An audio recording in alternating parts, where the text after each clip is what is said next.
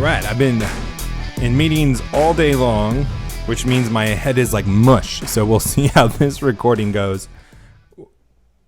Welcome to How to Build a Tent. My name is Matt Williams. Thank you for listening to the show, sharing the show. Yesterday's show was bananas. Ooh, that's a good one. It went bananas. I love bananas. I put them in my smoothies all the time. It just got so many views and likes. I really appreciate it. Thank you so much for sharing that show and telling people to listen to it. That's the only way we get views and go bananas. I really appreciate it. If you have any questions, comments, you want to reach out to me, find me, Matt at howtobuildatent.com, or you can find me on the social media sites, How to Build a Tent. Some of you have been asking me, I'm not sure how to ask to give a shout out for my company. I don't know what to do. Is there a form I fill out? No, there's no form to fill out. Just contact me and ask me, hey, can you give me a shout out to my company? And I will make sure that you're not a scam. And then we can talk and we can see about it. And then I'll just ask you to give me a little paragraph spiel about what you want me to say. I'm really here to make you successful. And I'm not trying to rob you or steal or take anything from you. I want to bless you. So please reach out and I will give you a shout out. I got to tell you, we are part of the Fight Laugh Feast Network. Go over to fightlaughfeast.com, put in HtBT in the memo field, and you'll get a 15-ounce mug like I have in my hand that you may have just heard my ring clink against. It's great. Fits all four of my fat fingers in it for you big gentlemen out there. Or ladies, I guess. If you subscribe, you go to fightlaughfeast.com, put in HtBT in the memo field, and you get that mug. You get a pint glass from the Fight Laugh Feast Network, and you also get tons of great content. But most of all, you're coming alongside of us, keeping us on air and helping support us as we continue to proclaim the gospel and the lordship of Jesus in every area of life. We have our book club, Never Split the Difference with Chris Voss. Check it out. I've heard a lot of good feedback from people that have read the book. If you want to join, you can go down to Patreon and just be live, share your thoughts with us. You can listen to me while I record it and put my thoughts and reviews into a 1-hour monthly podcast that we're going to do. If you have any also suggestions of books we should cover next month, please feel free to send those along. Saves me some time looking and finding a book if you guys just recommend them for us. That would be great. And then also Reformed tomorrow or today is as you're listening to this recording. That's with AD and I just love it to death. I want to do a little follow-up with, I hate when 800 numbers call me. It's ridiculous. I wanted to follow up yesterday. So an hour before recording, CNBC announced that the Houston Rockets are no longer listed on the Alibaba site. And Alibaba is basically the Amazon for China.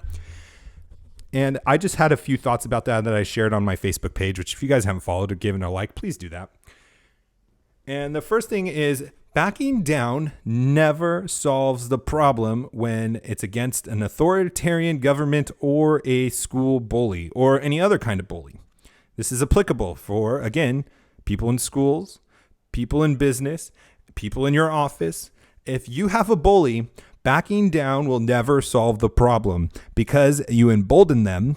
They become bigger bullies because they think they can get away with it. And you're just going to have to address the problem in some way in the future, either by quitting, running away, or doing whatever the bully wants, or you're going to have to end up fighting. I don't know of any other option besides that.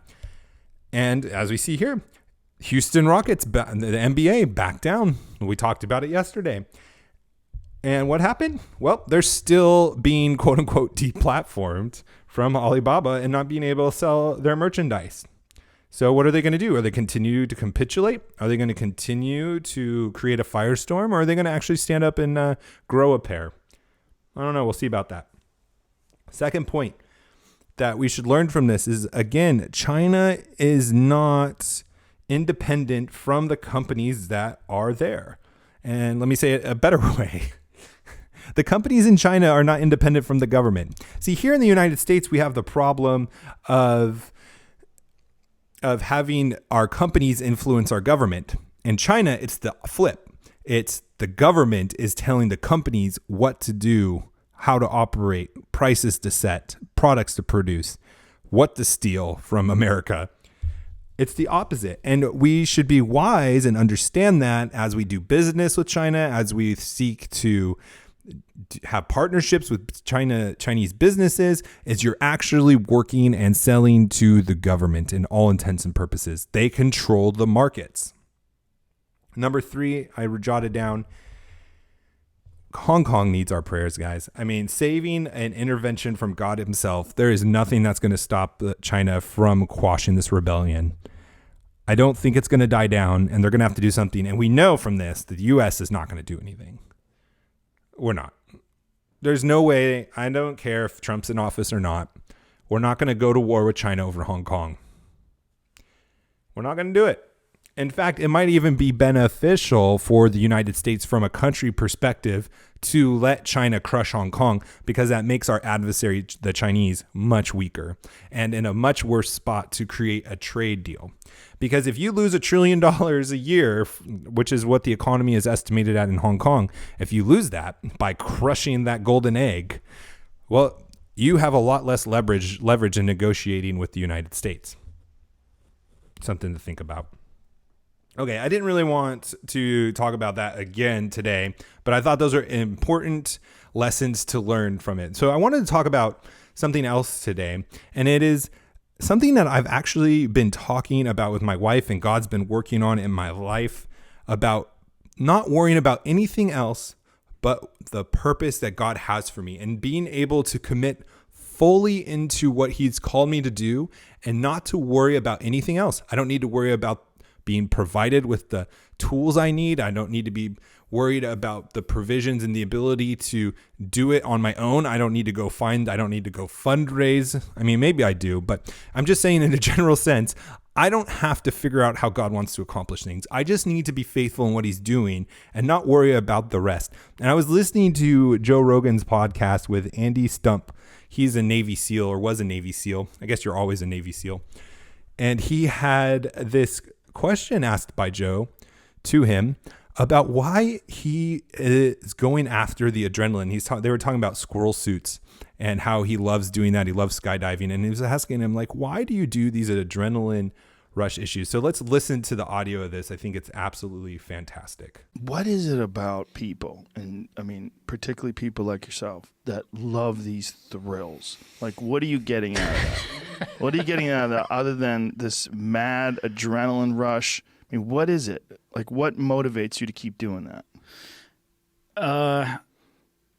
So if I look back at it objectively, I think when I initially started pushing hard down that path, I was trying to replicate a headspace or a feeling or a sensation that I had in my old job.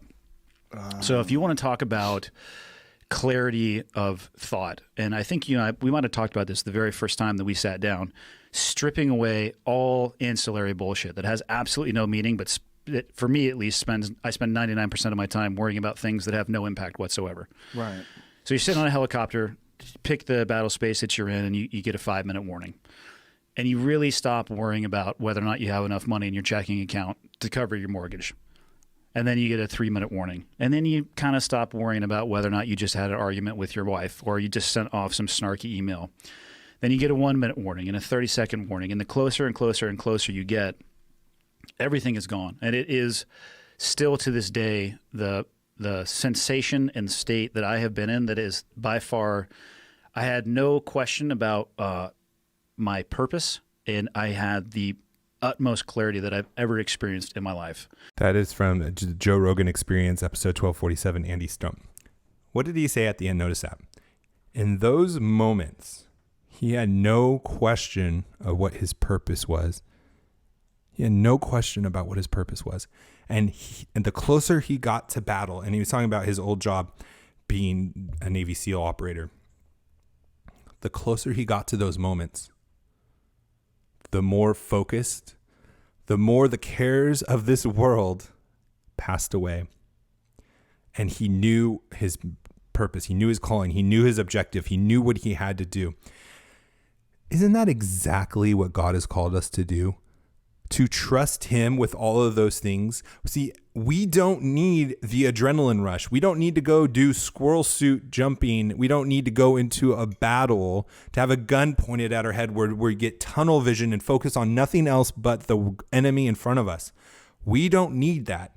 we can go to God, ask him for his Spirit to guide us to a place where we don't have to be worried about God's provision anymore, just our faithfulness to what he's called us to do. And that's something he's been working on me on this past couple of weeks, is don't even and I don't know if this is good or not, but like I'm getting to a point where I'm not even praying for God to do the things and make me comfortable and provide for the things that I want and to make sure that I keep everything that I have, but simply that I will be faithful to what God has called me to do. And it's my way. And I'm not saying everyone should do this, but it's my way of just committing it to God. It's like, I'm not even going to worry about praying about it. I know that it's God providing for all the things that I have, but I'm just going to trust that God's got it covered. And I'm just going to pray that God will teach me to be faithful to what he's called me to do, and let him worry about the rest, and let him worry about the logistics. And I'm going to have that narrow focus and that narrow purpose, and I'm going to drive after the purpose of my life. I'm going to fight for the things God wants me to fight for. I'm going to step forward and ask God to use me and what he has put me on this earth to do. And I'm not going to worry about my car payment. I'm not going to worry about my business. I'm not going to worry about my traffic that's coming into my website. I'm not going to worry about my podcast views. I'm going to worry about doing what God has called me to do. The success of it, the future of it, the provisions for it, the things I need to do it, he is going to orchestrate that for me.